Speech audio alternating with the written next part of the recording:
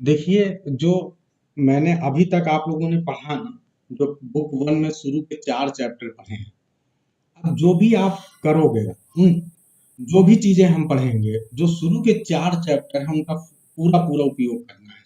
अगर आप वहां से कोई भी चीज मिस कर गए तो फिर यहाँ पे दिक्कत होगी।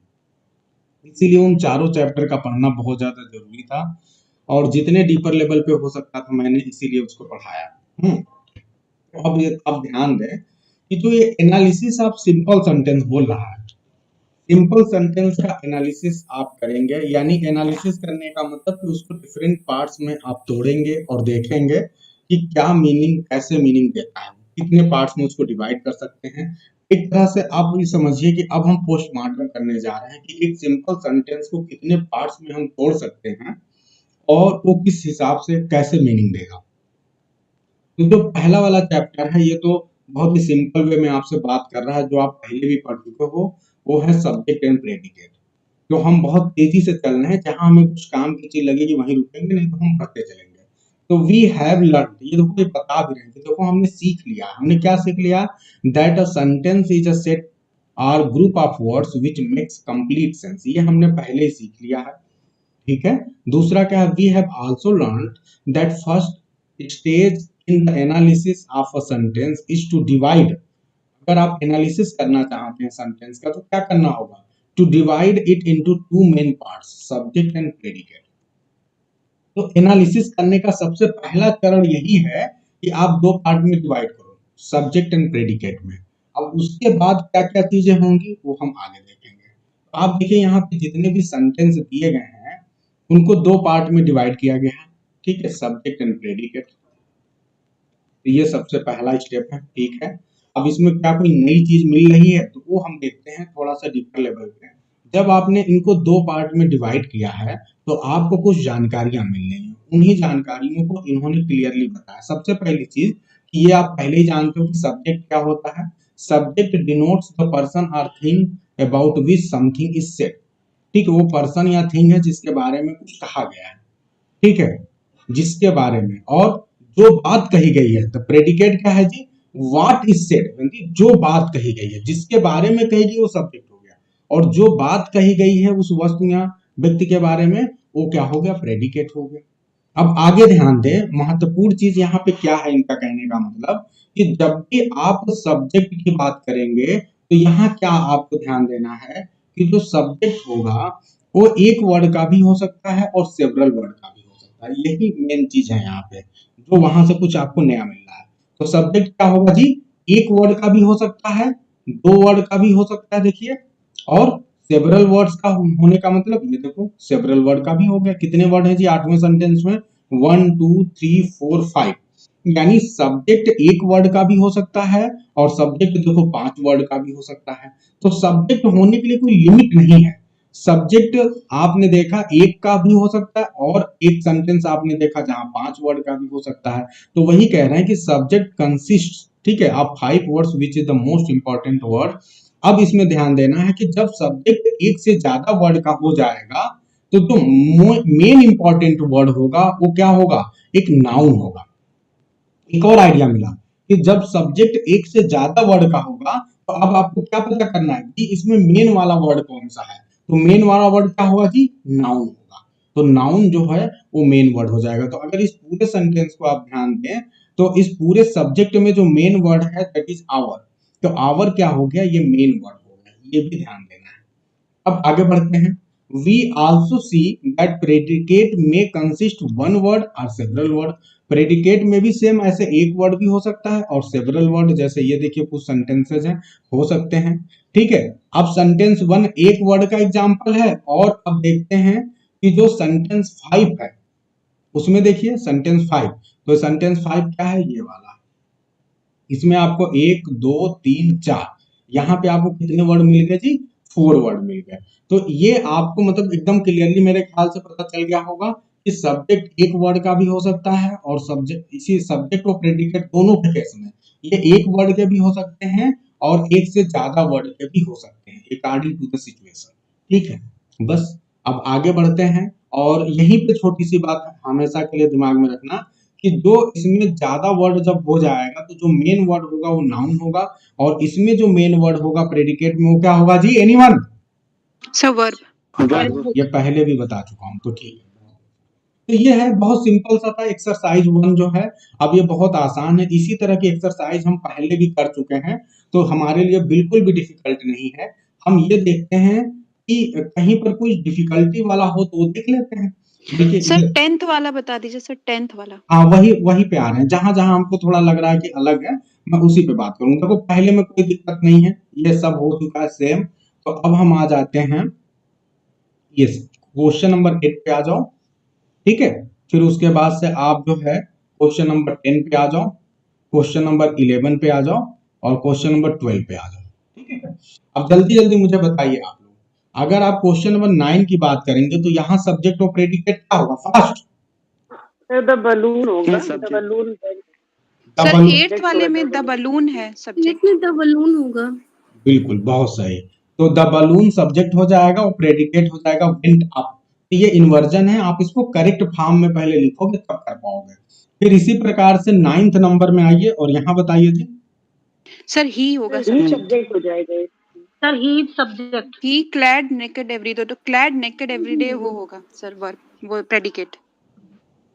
ही क्लैड द नेकेड, सोच लीजिए। नहीं सर ही है सब्जेक्ट है, सोच लीजिए और जल्दी इसको से अगर हम चलिए ठीक है, बोलिए बोलिए बोलिए, अनुपमा बोलिए। सर मैं कह रही थी कि ही इसमें सब्जेक्ट होगा, और अगर ये इन्वर्जन वाला ही है ये भी, अगर इसको हम इसको करेक्ट ऑर्डर में करें तो ही क्लैड नेकेड एवरी डे होगा वर्ड सेंटेंस।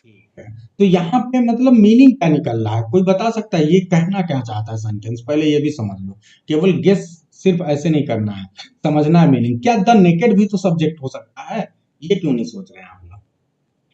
नेकेड है तो क्लेड करेगा। बोलिए, द नेकेड भी तो सब्जेक्ट हो सकता है। नेकेड का मतलब क्या हुआ? बट भाई कोई व्यक्ति जो कपड़े नहीं पहना है, तो द नेकेड का मतलब ऐसे लोग जो कपड़े नहीं पहनते हैं, ठीक है, या जिनके पास कपड़े नहीं है। तो अब इसमें जो है सब्जेक्ट क्या है इस पूरे सेंटेंस में देखा जाए तो द नेकेड भी तो हो सकता है, ठीक है। जैसे आप बोलते हैं ना, the English one the match, सुने कि नहीं आप लोग?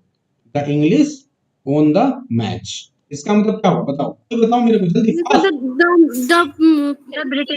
ये पर्सन को डिनोट कर रहा है जो कि ब्रिटेन या इंग्लैंड से लोग हैं। मतलब आप ये कह रही हैं कि ब्रिटेन जो है वो जीत गया, मतलब जिस लैंग्वेज को बोलने वाले लोग हैं उनके समूह को दिखा रहा है।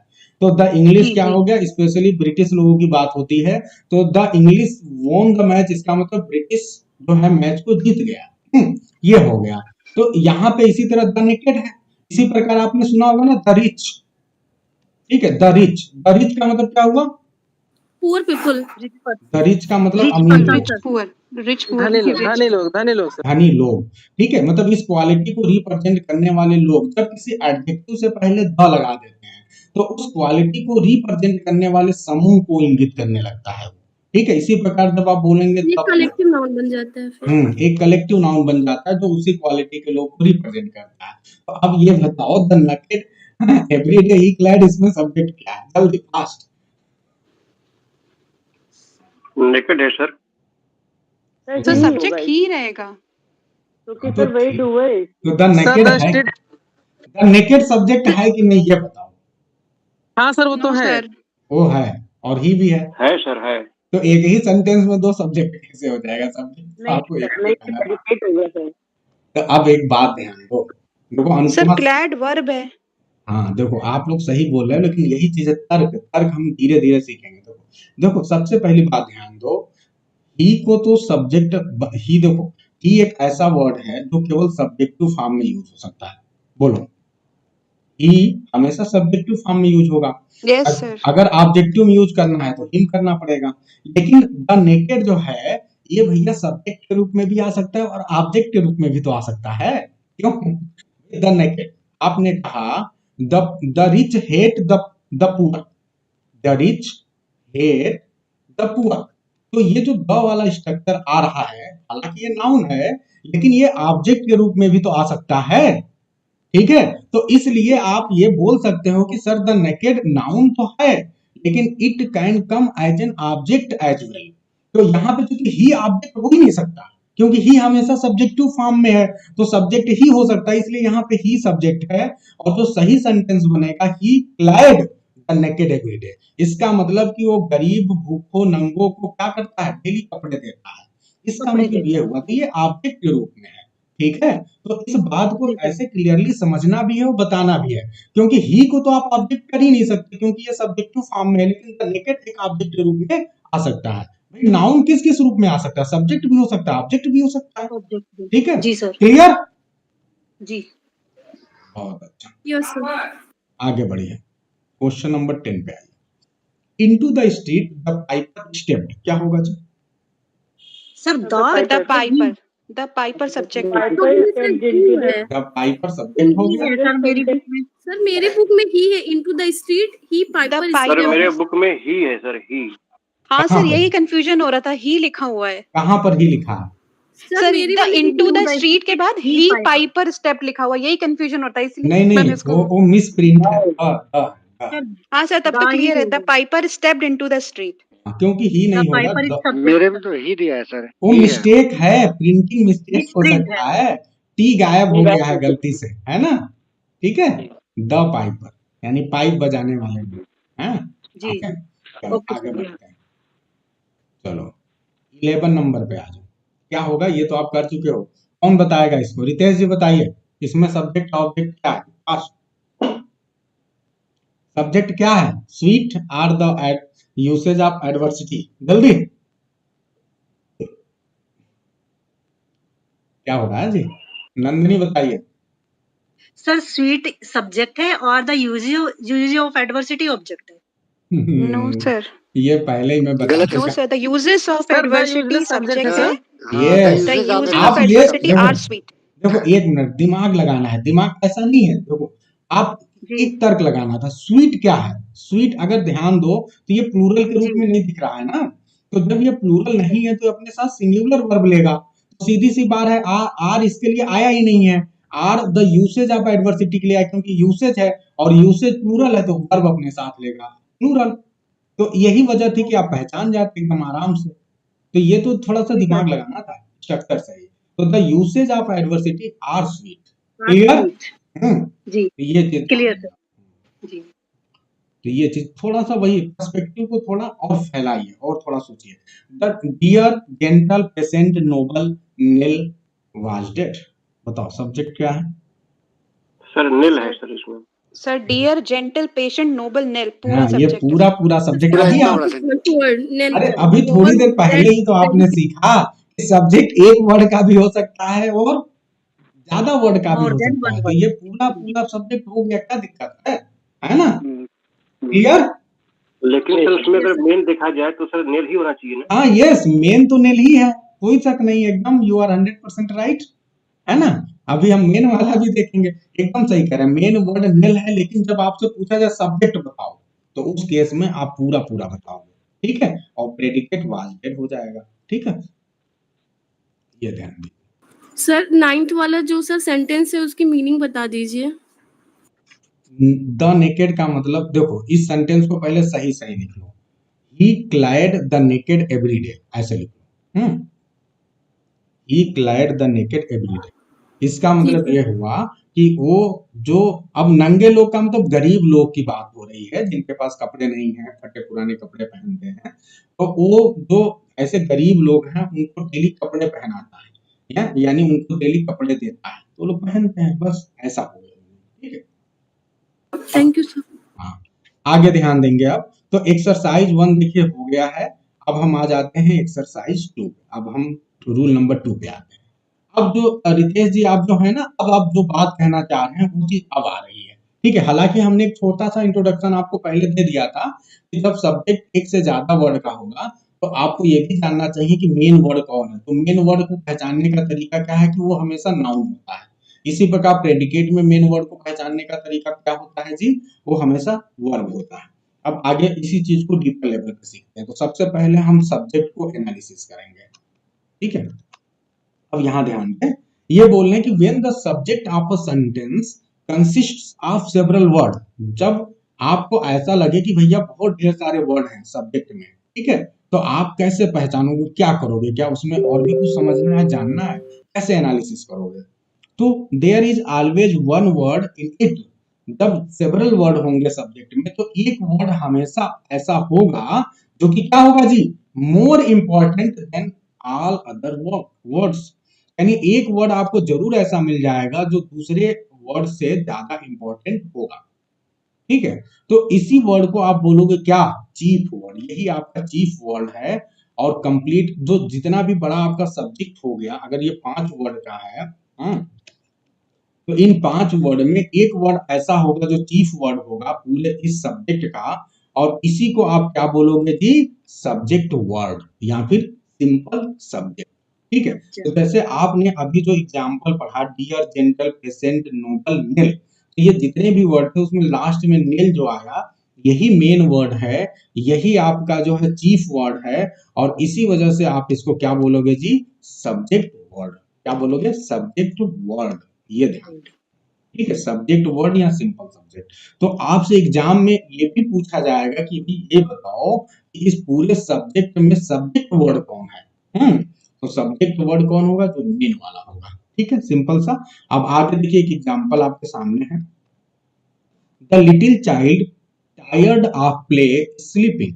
अब इसमें बताइए जी, आपके सामने दिख रहा है चाइल्ड, तो इसमें चाइल्ड मेन है। तो कभी आप अपने दिमाग में ये मत रख लेना कि जैसे नील वाले में सबसे लास्ट में आ रहा था तो वो मेन हो गया, तो जरूरी नहीं कि वो सबसे लास्ट में आए, ये वो मिडिल में भी आ सकता है, ठीक है। जैसे ये पूरा आपका सब्जेक्ट अगर देखें तो यहाँ तक है, द लिटिल चाइल्ड ट्राइड, ठीक है, टायर्ड ऑफ प्ले, ये पूरा सब्जेक्ट है, लेकिन इस सब्जेक्ट में जो है मेन वर्ड बीचों बीच में आ रहा है, ठीक है, जिसे सब्जेक्ट वर्ड बोलोगे। तो यहाँ पे चाइल्ड क्या हो गया जी, ये subject word.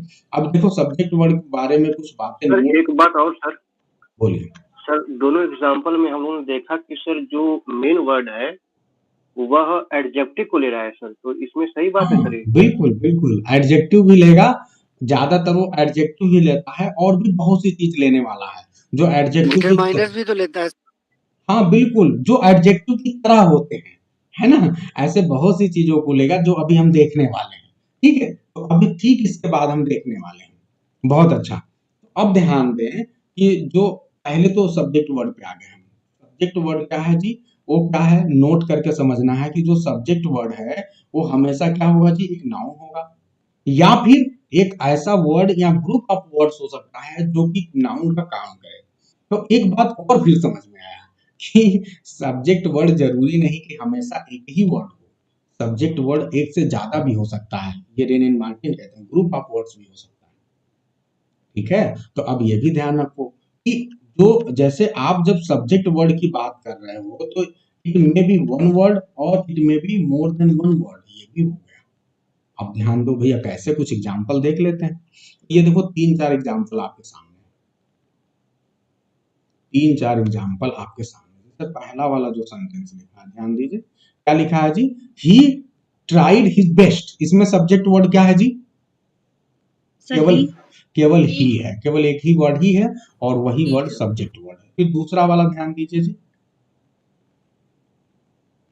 The rich are not always happy. यहाँ पे क्या है, द रिच, यहाँ पे केवल रिच है, केवल रिच है सर, द डिटरमाइनर हो जाएगा, द डिटरमाइनर, ठीक है। तो रिच केवल यहाँ पे है। आगे ध्यान दीजिए,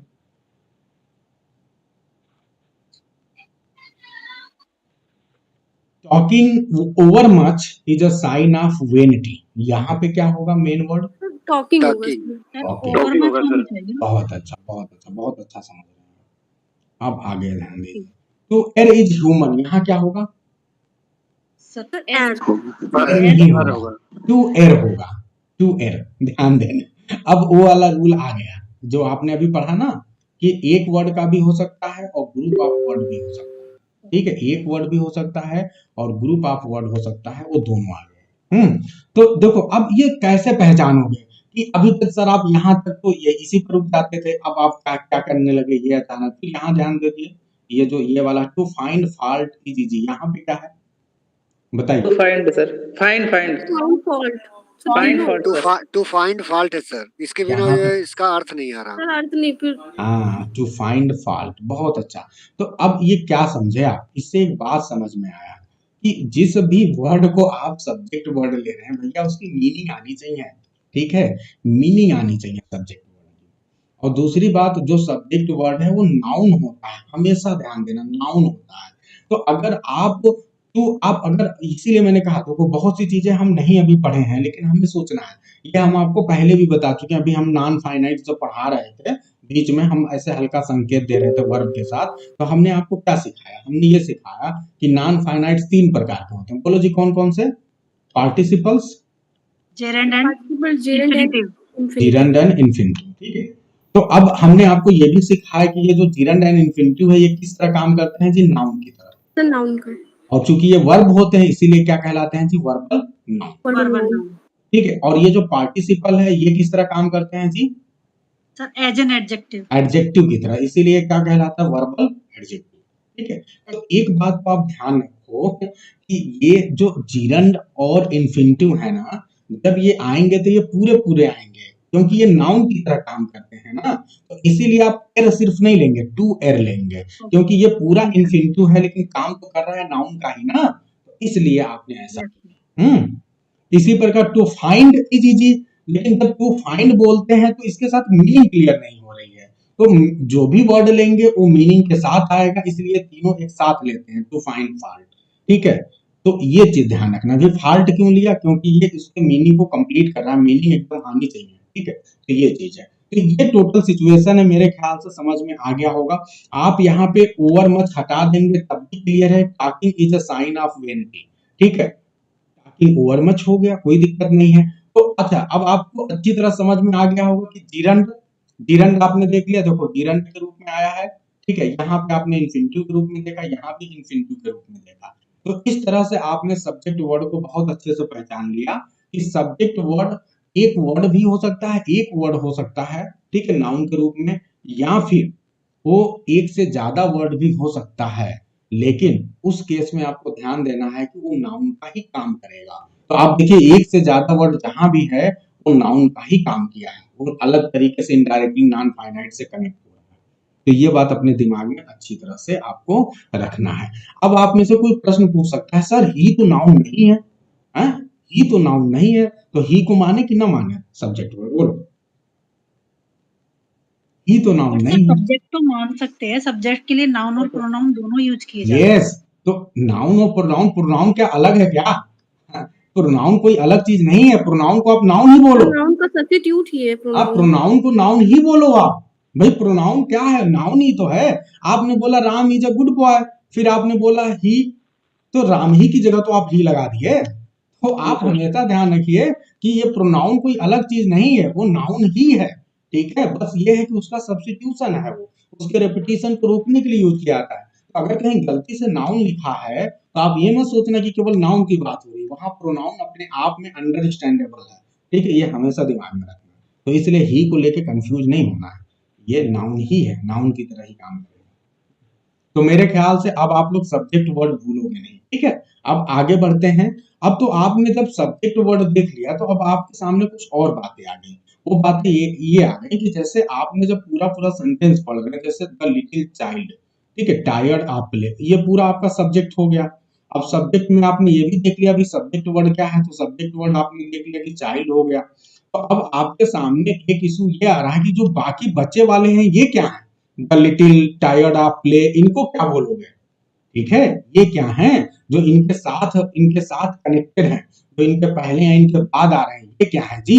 तो इसी को रेन एंड मार्टिन साहब बता रहे हैं कि देखो भैया, जब कंप्लीट सब्जेक्ट को देखोगे आप, तो एक तो सब्जेक्ट वर्ड हो गया, लेकिन सब्जेक्ट वर्ड क्वालिफाई होगा, ठीक है, वो किसी के द्वारा क्वालिफाई होगा, यानी कोई उसके बारे में कुछ चीज बताएगा, और जो बताएगा वो हमेशा क्या होगा, या तो एडजेक्टिव होगा या फिर एडजेक्टिव इक्विवेलेंट होगा। एडजेक्टिव इक्विवेलेंट का मतलब क्या, जो एडजेक्टिव का ही काम करे, एडजेक्टिव की ही क्वालिटीज इसके अंदर हो। अब एडजेक्टिव इक्विवेलेंट का कोई एक एग्जांपल बता सकते हो, जो एडजेक्टिव तो नहीं है एग्जैक्टली, लेकिन एडजेक्टिव इक्विवेलेंट है, एडजेक्टिव की तरह ही काम कर रहा है, बताओ। Anyone? Sir the little child में टायर्ड ऑफ प्ले है। तो इसमें एडजेक्टिव इक्विवेलेंट। बिल्कुल एडजेक्टिव, मैं एक ग्रामेटिकल टर्म का नाम पूछना चाहता हूँ कि मुझे बताओ कि क्या कोई ऐसा ग्रामेटिकल टर्म आपको ध्यान आ रहा है जिसको आप एडजेक्टिव इक्विवेलेंट बोल सकते हैं? जैसे नाउन इक्विवेलेंट आपने क्या कॉम्प्लीमेंट जाना? सर, कॉम्प्लीमेंट बोलेंगे ना, हाँ कॉम्प्लीमेंट। नहीं, मैं वो नहीं है वो सब पास्ट पार्टिसिपल।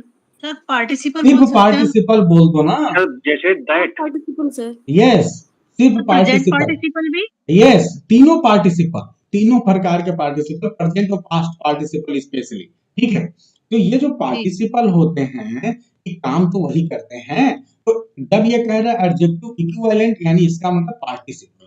ठीक है, ऐसा कोई भी, ठीक है, ग्रामेटिकल यूनिट जो कि एडजेक्टिव की तरह काम करे, ठीक है, तो वो आपका हो जाएगा एडजेक्टिव इक्विवेलेंट। तो ये छोटी छोटी बात अपने दिमाग में रखनी है। और ये जो एडजेक्टिव इक्विवेलेंट कहलाता है, वो ग्रामर की लैंग्वेज में जो सब्जेक्ट वर्ड है उसका इनलार्जमेंट या एट्रीब्यूट कहलाता है। क्लियर? तो यानी जो सब्जेक्ट वर्ड है, एक सब्जेक्ट वर्ड हो गया या दो सब्जेक्ट वर्ड हो गया, उसके अलावा जितने भी वर्ड्स आ रहे हैं, ठीक है, उनको आप क्या बोलोगे जी? इनलार्जमेंट या फिर एट्रीब्यूट। क्लियर है सभी को बात? तो सब्जेक्ट में दो चीजें होंगी, एक तो होगा सब्जेक्ट वर्ड और दूसरा होगा एट्रीब्यूट। तो आप देखते हैं भैया कुछ एग्जांपल लेकर। तो इन्हीं एग्जांपल को ही देखिए, इन एग्जांपल को ध्यान से देखिए। देखिए आपके सामने 5 सेंटेंसेस हैं। न्यू ब्रूम्स स्वीप क्लीन, ठीक है। दूसरा, बार्किंग डॉग्स सेल्डम बाइट। तीसरा, Harry's father is an engineer. चौथा, माई वीव्स आर, ठीक है, माई वीव्स आर क्या होगा? Quite different. Firdausi the poet wrote the Shahnameh, a desire to excel is commendable. और चौथा, स्टिच इन टाइम सेव्स 9। तो ये 7 सेंटेंस है आपके सामने। इन 7 सेंटेंस को देखो ये कैसे तोड़ रहे हैं मार्टिन। ये कह रहे हैं देखो इन 7 सेंटेंस को आप देखिए, ये जो पूरा पूरा है वो सब्जेक्ट है, जहां से ये डिवीजन दिख रहा है इसका मतलब ये पूरा पूरा सब्जेक्ट हो गया जी, ये पूरा पूरा सब्जेक्ट है। तो ये जो सब्जेक्ट है उसके 2 पार्ट करोगे, तो सबसे पहले सब्जेक्ट वर्ड देख लो। तो बताओ जी सब्जेक्ट वर्ड, जल्दी जल्दी एक्सरसाइज कर लो, बताओ जी, अब तो नकल ही करना है, क्या बताना है। तो पहले में ब्रूम हो गया, दूसरे में डॉग्स हो गया, तीसरे में फादर, चौथे में व्यू, पांचवे में फिरदौसी, छठे में क्या हो गया? डिजायर, और सातवें में क्या हो गया? स्टिच। तो ये आपके हैं। अब इनके एट्रीब्यूट कौन होंगे? जो इनके पहले या बाद में आए हैं। तो यहाँ देखो सबसे पहले एट्रीब्यूट है क्या जी? न्यू। दूसरे नंबर पे एट्रीब्यूट क्या है? बार्किंग। ये सब एट्रीब्यूट है। अब जल्दी से मुझे आप ये बताइए कि एट्रीब्यूट काम क्या करते हैं? ठीक है, ये इनका वास्तव में अगर ये एडजेक्टिव होंगे या तो फिर एडजेक्टिव इक्विवेलेंट होंगे, बात समझना है। तो एडजेक्टिव होंगे तो वो तो सीधे सीधे, आप एडजेक्टिव के भी डिफरेंट टाइप्स होते हैं, पॉजेसिव एडजेक्टिव, न्यूमेरिकल एडजेक्टिव, बहुत से एडजेक्टिव होते हैं। तो आपको अब डीपर लेवल पे बताना है कि भैया कौन सा टाइप है, ये है क्या। तो क्या भाई जब सीधे सीधे नीचे नकल ही दिख रहा है तो देख ही लो और फिर बताओ, है ना, फिर हम समझते हैं। तो देखो सबसे पहले सेंटेंस की जब आप बात करोगे तो यहाँ पे जो एट्रीब्यूट है न्यू, आपने क्या बोला जी? New brooms. तो सीधी सी बात है, ये क्या है? एडजेक्टिव, सिंपल वे में एडजेक्टिव है। दूसरे नंबर पे जो है, यहाँ ध्यान दे, डॉग्स, बार्किंग डॉग्स। तो बार्किंग यहाँ पे क्या हो गया जी? पार्टिसिपल है। पार्टिसिपल। अब कुछ लोग देखो गलती कर सकते हैं, एग्जाम में जब आएगा तो उनको लगेगा वर्ब में आईएनजी लगा है तो इसको क्या बना दो जी? जिरंड। क्या कर दो? लेकिन ये गलत हो जाएगा। क्यों? क्योंकि जब ये जिरंड होगा ना तो ये अकेले आएगा, ठीक है। जैसे आपने कहा कि laughing is beneficial for health, तो जब आपने लाफिंग बोला तो लाफिंग के बाद क्या हुआ जी? लाफिंग के बाद आपने LAUGH ना, उसके बाद आपने इज लगाया है, यानी इसके बाद कोई और वर्ड नहीं आया है। तो जब ये जिरंड के रूप में होगा तो उस समय ये पूरी तरह से नाउन होगा, ये किसी और को अपने साथ नाउन के रूप में ले ही नहीं सकता क्योंकि यही नाउन है, ठीक है। तो इसलिए यहाँ पे भी आईएनजी लगा है, लेकिन ये है क्या? ये पार्टिसिपल है क्योंकि अपने साथ नाउन ले रहा है। यही छोटी छोटी बातें ध्यान देना होता है। सेम स्ट्रक्चर, लेकिन वही जिरंड बन जाता है, वही पार्टिसिपल बन जाता है, ठीक है। तो ये चीज ध्यान दो। क्योंकि ये एडजेक्टिव के रूप में आ रहा है तो इसको पार्टिसिपल एडजेक्टिव बोलो, लेकिन इसका कोई मतलब ही नहीं, हम जानते हैं पार्टिसिपल एडजेक्टिव ही होता है। आगे बढ़िए। नेक्स्ट, फादर, तो है क्या सेंटेंस, हरीज फादर है क्या, हरीज फादर। तो हरीज फादर, यहाँ पे हरीज क्या है आप सभी को पता है, नाउन इन पजेसिव केस, ये वास्तव में पजेसिव केस ही तो है नाउन का, तो ये पजेसिव केस में है, या फिर इसी को बोलते हैं जेनेटिव केस। तो ये याद रखना, हम बाद में पढ़ेंगे, पजेसिव केस को ही जेनेटिव केस भी बोलते हैं, तो कंफ्यूज नहीं होना है जब भी आपसे पूछा जाए। नेक्स्ट ध्यान दें, क्वेश्चन नंबर जो एग्जांपल नंबर 4 है, यहाँ ध्यान दें, माई व्यूज, ठीक है। तो यहाँ भी बताओ माई क्या है जल्दी से, तो माई क्या होगा जी, पजेसिव एडजेक्टिव, ठीक है, ये आप सभी जानते हैं। अगर मैं कहूँ पजेसिव प्रोनाउन, तो माई का पजेसिव प्रोनाउन क्या होगा, fast, sir mine mine. Mine. अब आगे ध्यान दें, फिरदौसी द पोएट, तो ये द पोएट किस तरह आया है, ध्यान देना है, द पोएट, तो द पोएट किस तरह आया है जी, ये वास्तव नाउन इन में, अपोजिशन। यस, ये अपोजिशन है। अपोजिशन में क्या होता है, कॉमा लगा के किसी चीज के बारे में और जानकारी देते हैं, तो ये नाउन इन अपोजिशन है, ठीक है। अब नेक्स्ट देखते हैं डिजायर, ठीक है। डिजायर में आप देखोगे तो पहले ए आया है और डिजायर टू एक्सेल, तो यहाँ पे ध्यान दो तो दो आ रहा है। फिर इसी तरह स्टिच में भी देखो तो दो आ रहा है। तो वास्तव में ये जो पहला वाला, ये तो आप सभी को पता है, ये डिटरमाइनर है, या इसी को आप आर्टिकल भी बोलते हो, क्या बोलते हो, आर्टिकल। एक तो ये हो गया। दूसरा जो एक्सेल है, एक्सेल और इन टाइम, इनको क्या बोलोगे, जो टू एक्सेल है ना, इसको ये बोल रहे हैं जिरंडियल इन्फिनिटिव। ये देखो बहुत खतरनाक वर्ड आ गया, ये कह रहे हैं जी जिरंडियल इन्फिनिटिव कैसे हो गया, बहुत इंपॉर्टेंट बात है ये।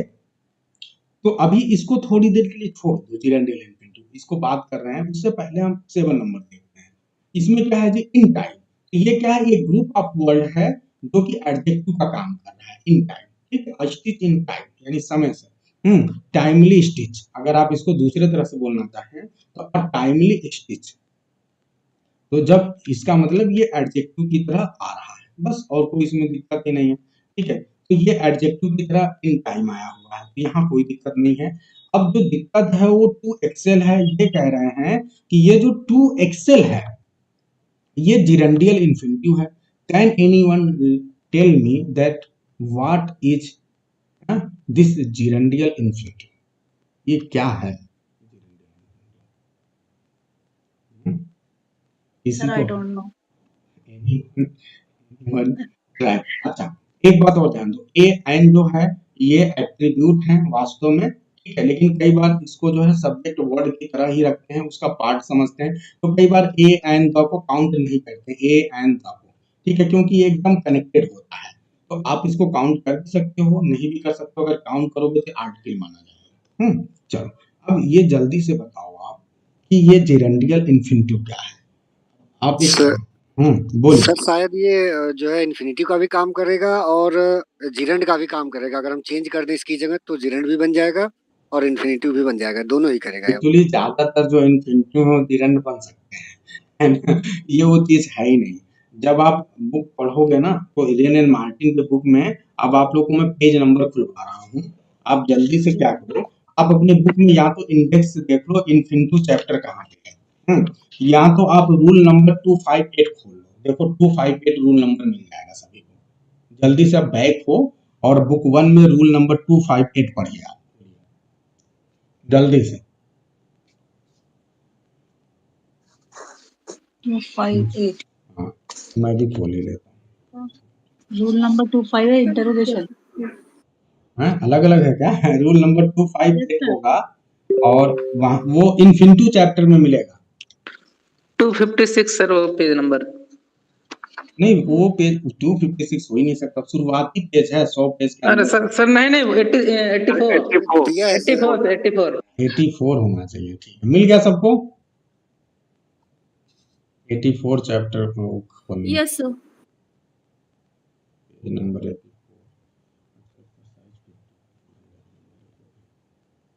बस 1 सेकंड हो गया ये।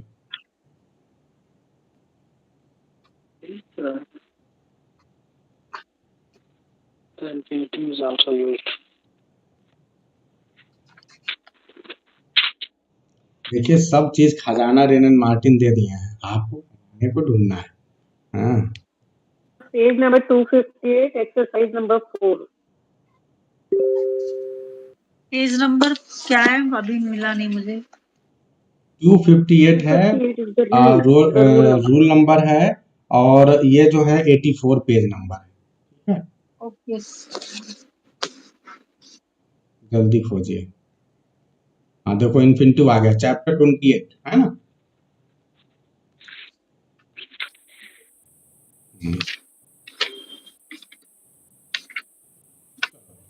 पढ़ें।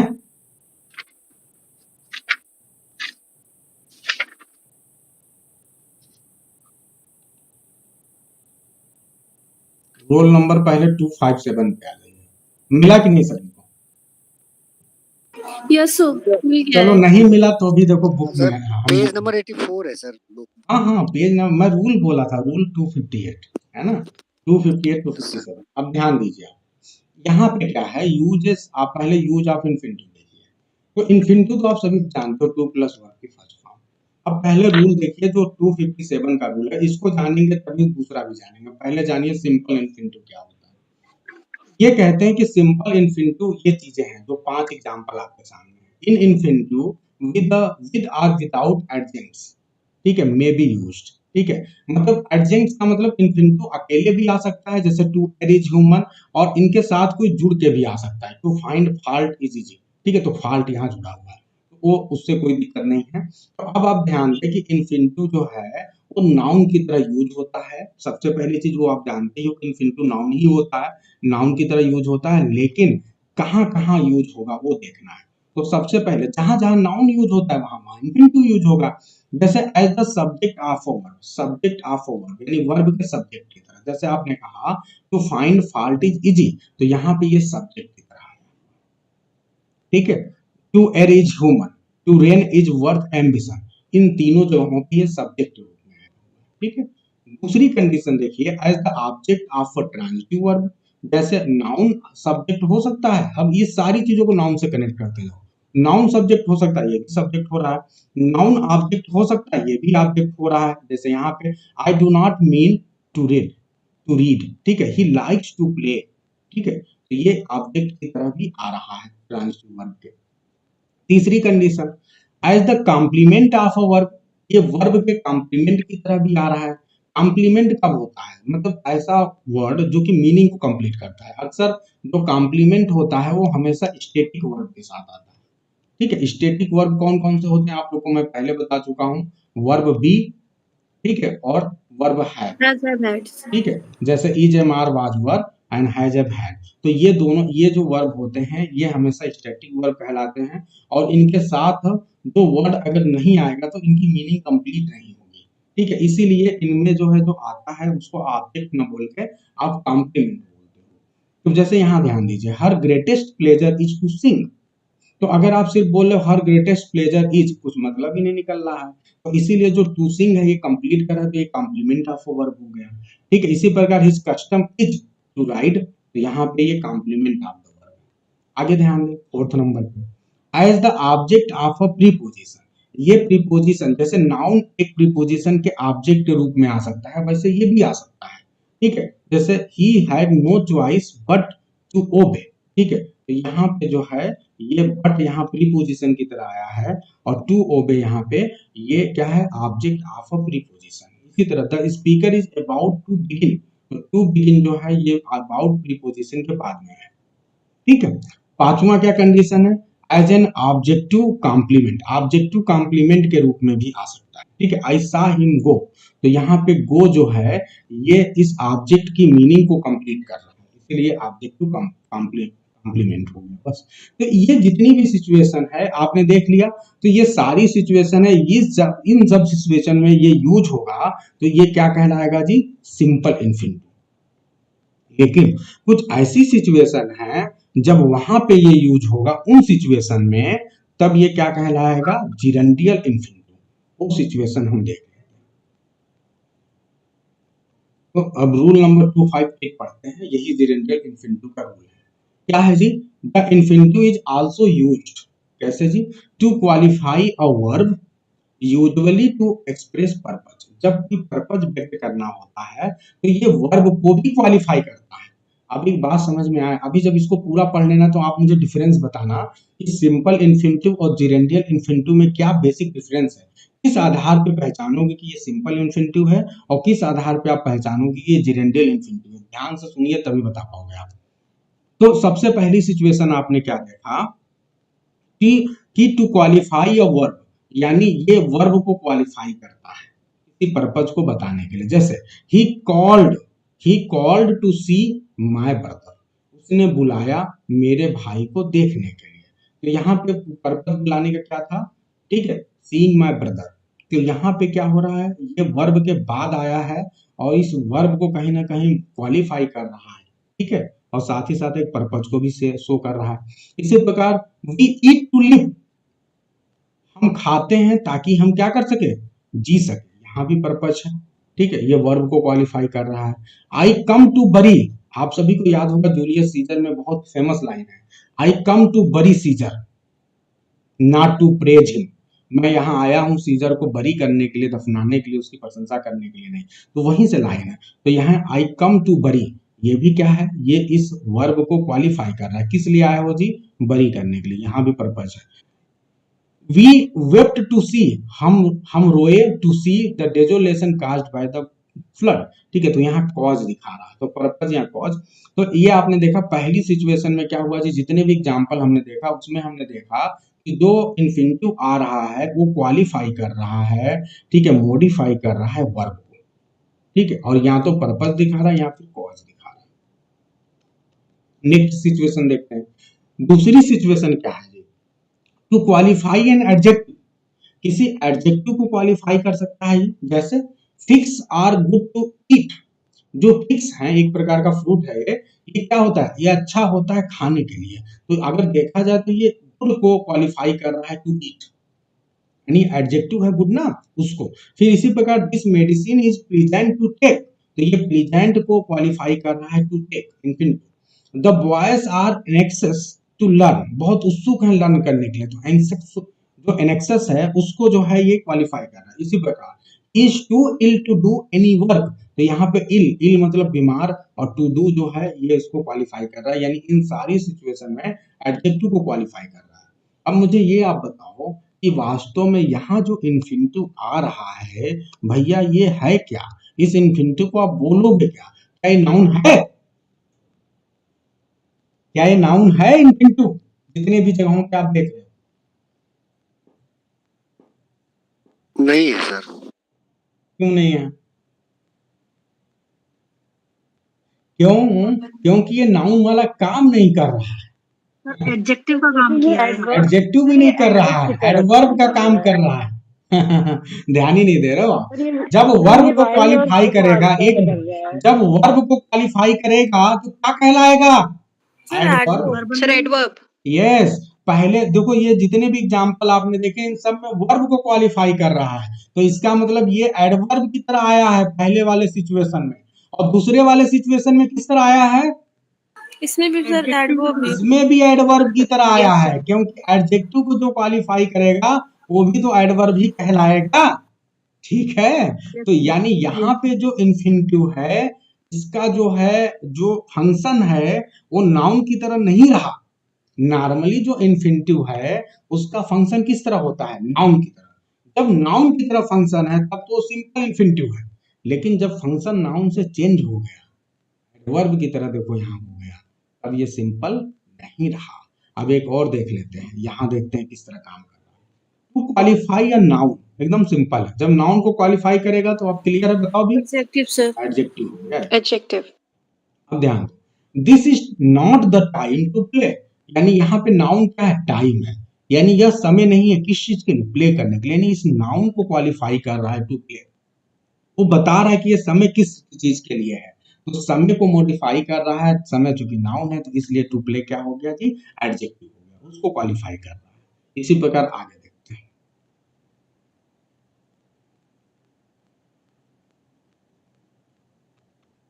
यहाँ देखें, you will have cause to repent, तो यहाँ पे कॉज जो है ये क्या है, ये नाउन है, और टू रिपेंट यहाँ पे एडजेक्टिव की तरह आया है, ठीक है, क्योंकि ये इसको क्वालिफाई कर रहा है, ठीक है। इसी प्रकार he is a man to be admired, clear है एकदम आप सभी को?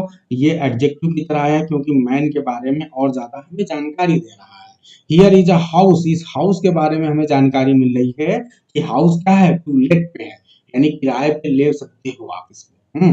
फिर क्या है, this house is to let, उसी चीज को दोबारा बता रहा है। तो अब आप लोगों को समझ में आ गया कि ये जितनी भी सिचुएशन आपने देखी, इन हर सिचुएशन में जो एडजेक्टिव है, जो आपका इन्फिनिटिव है, वो एडजेक्टिव के रूप में भी आया, और इसके पहले आपने देखा कि एडवर्ब के रूप में आया। सबसे लास्ट सिचुएशन देखते हैं, टू क्वालिफाई अ सेंटेंस। कभी-कभी ये पूरे सेंटेंस को भी इन्फिनिटिव क्वालिफाई कर सकता है, ठीक है। जब ऐसा सिचुएशन होता है तो उसको बोलते हैं एब्सोल्यूट यूज, यानी कोई भी चीज इंडिपेंडेंट होकर काम कर रही है, ठीक है। आप उसको किसी कैटेगरी में नहीं रखोगे।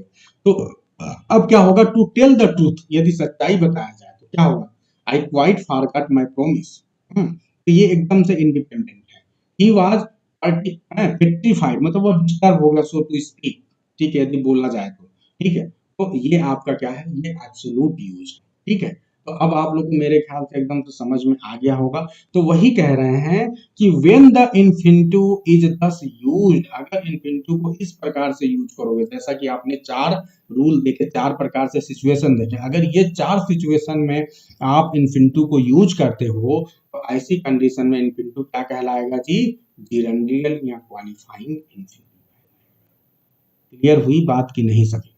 और आप देख सकते हैं कि इन्फिनिटिव यहाँ पे एडवर्ब या फिर एडजेक्टिव के रूप में यूज हुआ। बोलो जी, अब आप ये बताओ कि जिरेंडियल, अब एक बेसिक डिफरेंस चलो सबको बता दो भाई, जिरेंडियल इन्फिनिटिव और सिंपल इन्फिनिटिव में क्या अंतर है? अभी आप लोगों को बात हो चुकी है, बताओ जल्दी से। Simple infinitive works like a noun.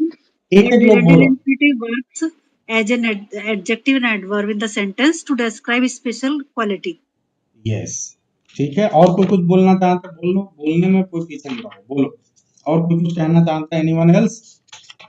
So simple infinitive is used like a noun, and gerundial infinitive always modify a noun and adjective.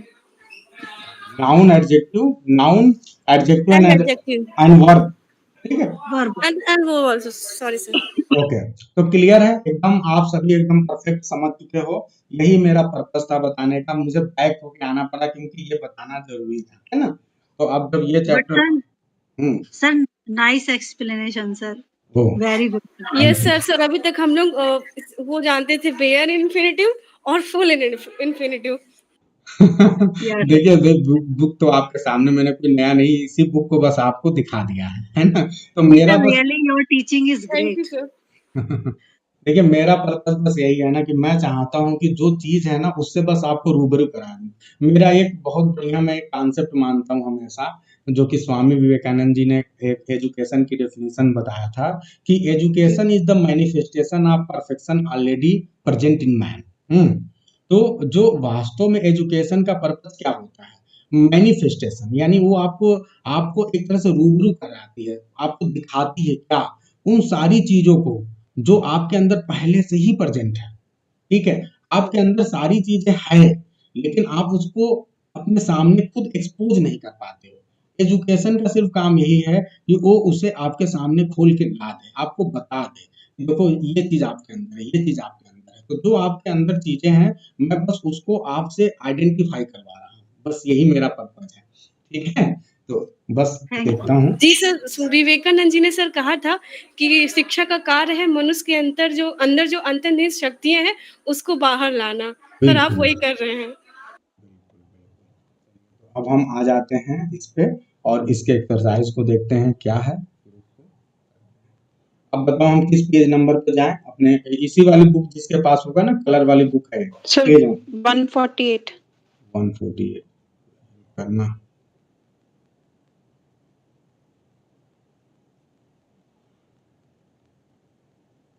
Sir एक ही सेंटेंस में पूरा हम लोग जो जिरेंडियल इन्फिनिटिव और पूरा इन्फिनिटिव समझ लिए बहुत अच्छे तरीके से।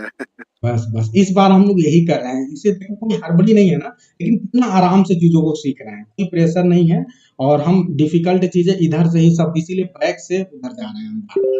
क्योंकि ये चीजें ना एक बार हम खोल के पूरा हर चीज अच्छे से पोस्टमार्टम कर लेंगे ना, देख लेंगे, तो फिर आगे भविष्य में अब एकदम हमेशा के लिए अपना हो जाएगा।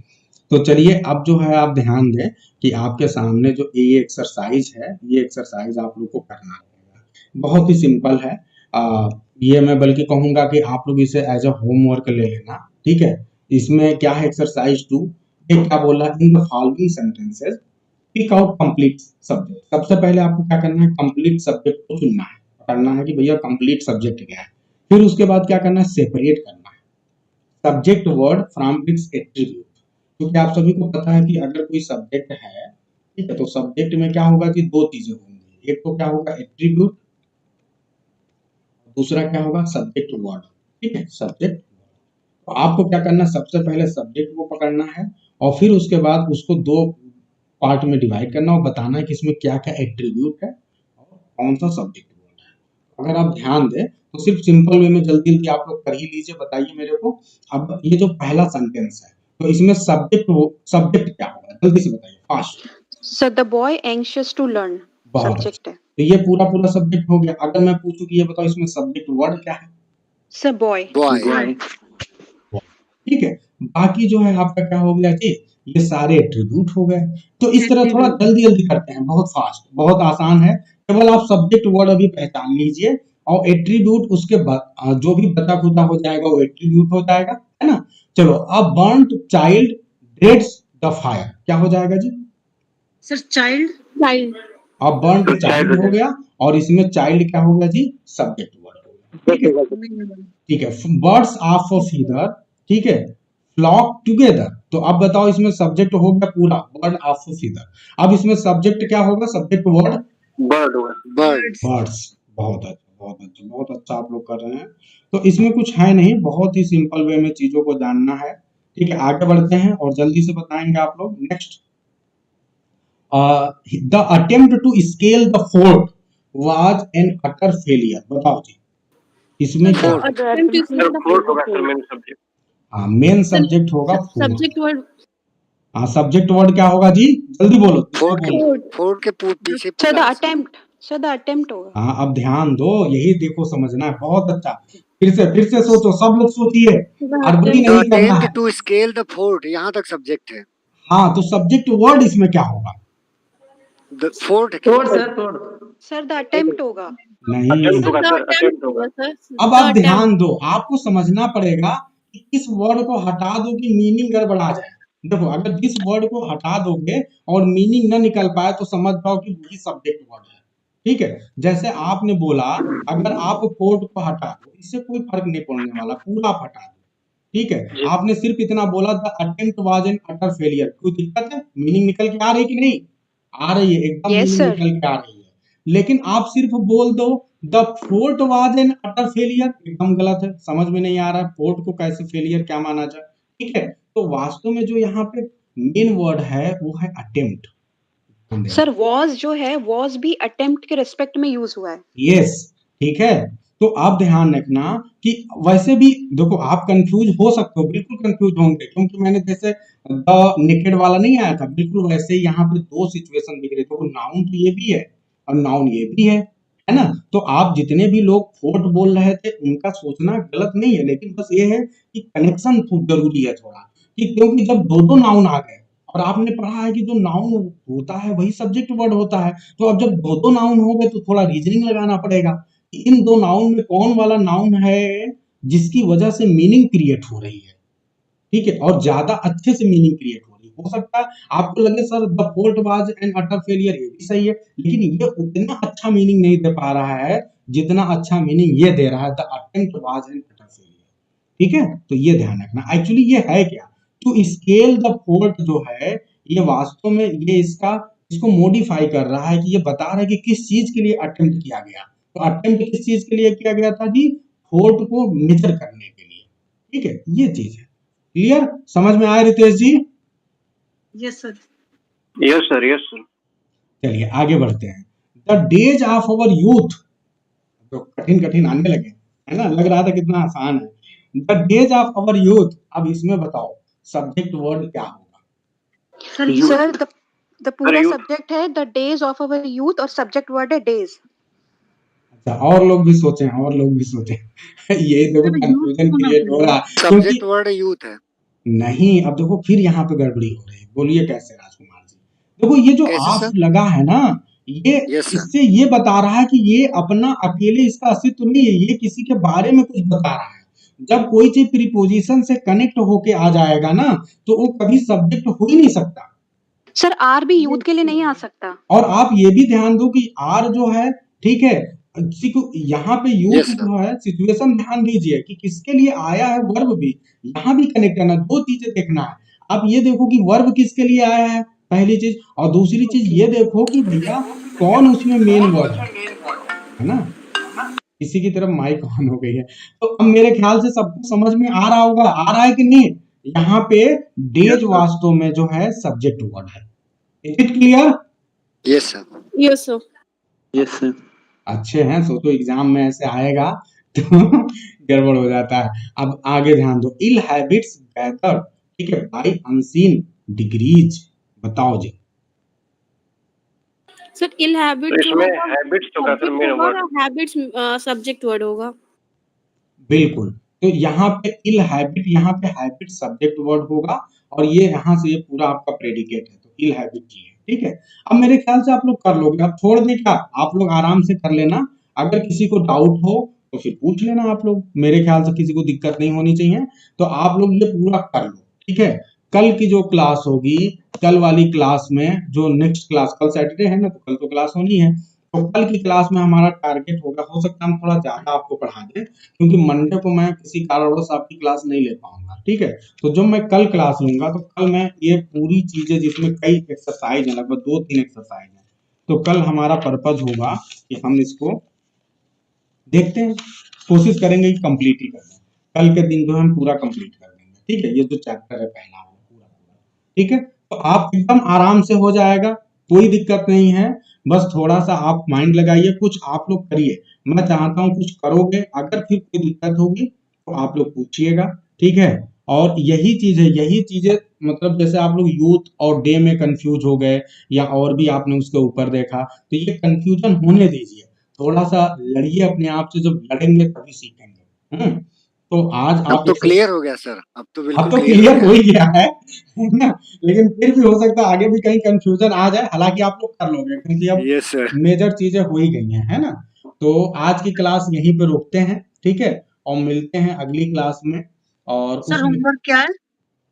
होमवर्क, अब इसके जो बचे हुए क्वेश्चन यही होमवर्क है ना। ओके और सर, ओके बाकी सर। हाँ, तो यही कर लीजिएगा। बाकी जो हम अब जो अगली क्लास लेंगे वहां पे जो है हम इसको कोशिश करेंगे चैप्टर एंड करने। अच्छा, एक चीज मेरे को बताओ भाई, आप लोग को जब हमने कल का होमवर्क दिया था वो सब लोग किए ही नहीं।